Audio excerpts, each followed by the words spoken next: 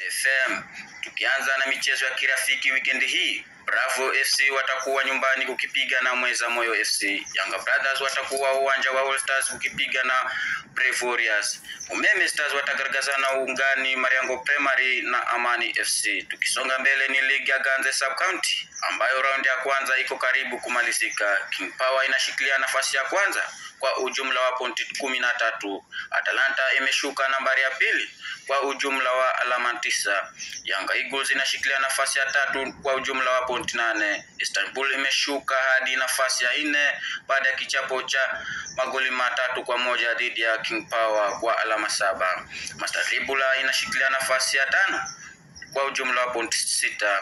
11 Stars ni ya 6 na alama 5. Starlight ni ya 7 ikiwa na alama 4. Kisha Wanashujaa FC wako mkiani wakiwa hawana alama yote. Kumbuka weekend hii mwendo wa saa 9 Atalanta watakuwa nyumbani kukipiga na 11 Stars. Shujaa watakuwa Mweba Primary kukipiga na viongozi wa ligi King Power. Young Eagles FC watakuwa Milore Primary kugaragazana na Starlight. Kisha mechi ya mwisho kabisa Istanbul Besiktas itakuwa uwanjani Kambi Ground kukipiga na Master Dribbler. Tukiweza kuvuka mipaka hadi kule Malindi Sub County Zone B, Homeboys Baulala watakuwa nyumbani kukipiga na Baricho Homeboys.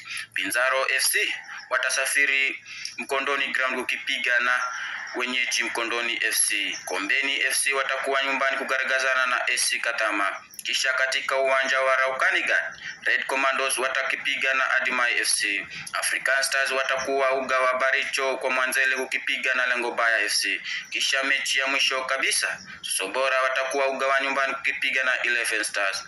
Na huo ndo mwisho wa wino wangu wa spoti kwa sasa. Nikiripoti ni kwenye bunge la Ganze, kaunti ya Kilifi, kwenye kickoff ya Swahili Pot FM. Jina langu ni Double KR.